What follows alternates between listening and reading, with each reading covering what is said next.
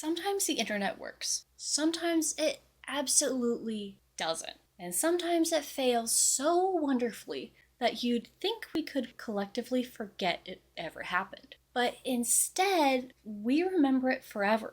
Today, I want to talk about failed internet experiments that somehow became cultural landmarks. The apps that flopped, the platforms that confused us, and the online projects that were never meant to last but still changed everything. Because here's the thing. The internet evolves through failure, much like anything in life, but it has a way of using its biggest mistakes to quietly build the online world we live in now. Let's start in 2010 with something that was supposed to revolutionize communication, Google Wave. When Google Wave launched, it was marketed as the future of email. But it wasn't just email.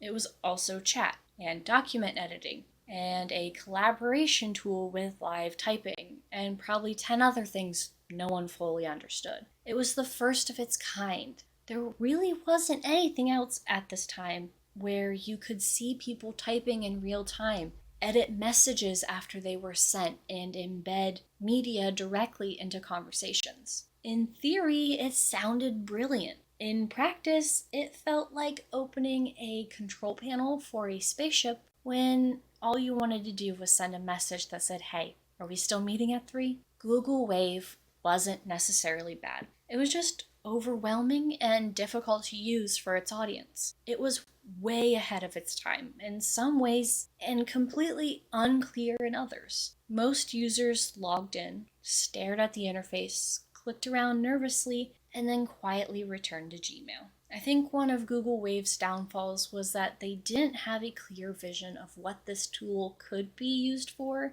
and how it could evolve. It was launched to the public in May 2010 after a few short months of invite-only release, which served as the user testing for the platform. Google announced that they were going to stop active development on Google Wave in August of 2010. That's only 3 months after the public release. In January 2012, Wave was permanently moved to a read-only phase and evaporated into the internet cosmos. And yet, if you look at the tools we use today, like Slack, Discord, collaborative Google Docs, you can see Google Wave's DNA everywhere. Real-time editing, threaded conversations, integrated media.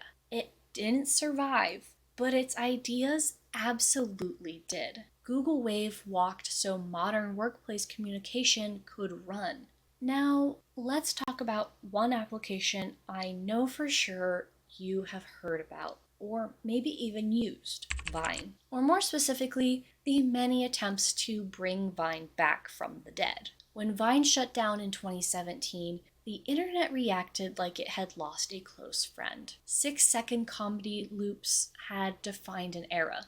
Hi, I'm Renata Bliss, and I'm your freestyle dance teacher.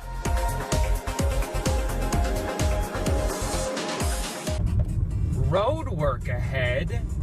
Yeah, I sure hope it does. You're all going to hell. Goodbye.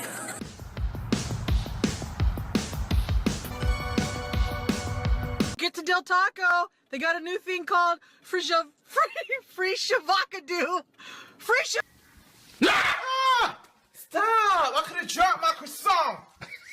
Entire memes, catchphrases, and internet celebrities were born on that platform. So naturally, people tried to resurrect it with revival attempts. Successor apps, Vine 2.0 concepts, so on and so forth. Every time the excitement would spike for about a week, people would download the app, they might post on it, and then nothing. The momentum for these projects just wasn't there. But here's the irony. Vine failed and the revivals failed, yet short-form videos absolutely won. TikTok didn't invent the format. It perfected the conditions around it. Vine proved that short, looping, highly repeatable content could dominate attention spans. TikTok added the algorithmic rocket fuel it needed to thrive. So even in failure, Vine reshaped internet humor, and it trained an entire generation to think in punchlines that hit under 10 seconds. That cultural impact never went away.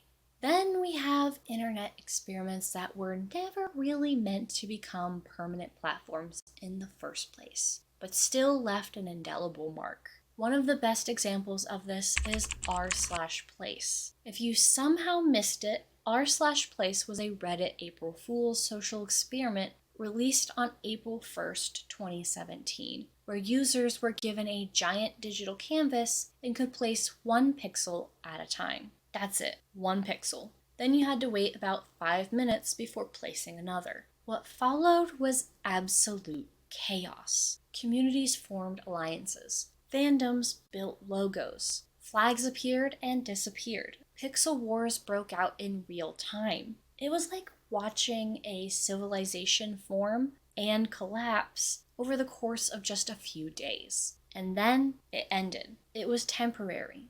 It wasn't monetized in any meaningful way. It wasn't a new app, but it became a cultural moment. It showed how online communities organize, defend territory, collaborate, and compete. It turned into a living snapshot of internet culture at that exact moment in time. It failed in the sense that it wasn't sustainable, but it succeeded in becoming unforgettable. And then there are the short-lived social media apps that promise to be the next big thing. Peach launched with quirky posting commands and pastel aesthetics. Elo marketed itself as the anti-Facebook. Yik Yak exploded on college campuses and then collapsed under moderation issues. Clubhouse became an audio-only hype machine during lockdown and then struggled to maintain momentum once the novelty wore off. Each one arrived with headlines declaring it revolutionary. Each one generated think pieces about the future of social media, and most of them faded almost as quickly as they appeared. But none of them were pointless. Yik Yak exposed how anonymous location-based posting could spiral without strong moderation. Clubhouse demonstrated the power and limits of live audio intimacy.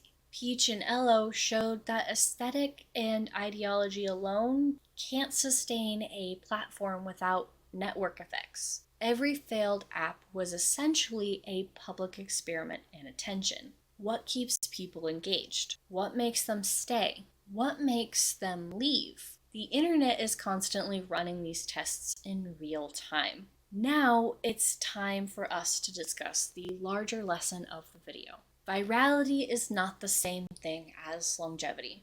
Hype is not the same thing as infrastructure. An app can trend for a few weeks and disappear. A new platform can flop and still influence the next generation of technology. The internet evolves like a messy laboratory. Ideas get thrown at the metaphorical wall. Some stick, and some just crash to the floor and burn. But even the crashes leave residue behind. Google Wave showed us collaborative communication before we were ready for it. Vine taught us how to compress humor into seconds. r/place revealed the chaotic beauty of mass collaboration. Even the apps that died quietly contributed to how platforms today think about user experience, moderation, and algorithm design. Failure online is rarely wasted. It's archived, it's memed, it's referenced, and it becomes nostalgic. And maybe that's why these so-called flops feel so important. They remind us that the internet is not a polished machine, but rather it's an ongoing experiment.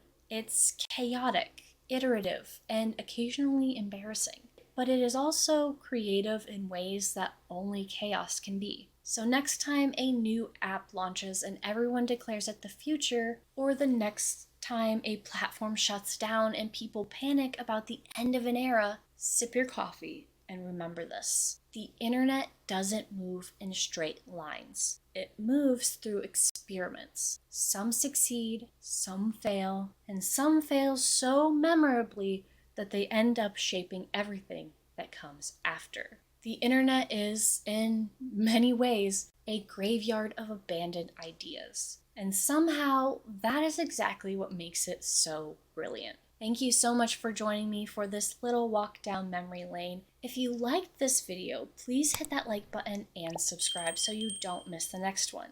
Your support helps us out so much. Also, make sure to share your experience with any of the apps/platforms we talked about today, or maybe one that I didn't cover in the comments below. Thanks again, and I'll catch you in the next one. Bye!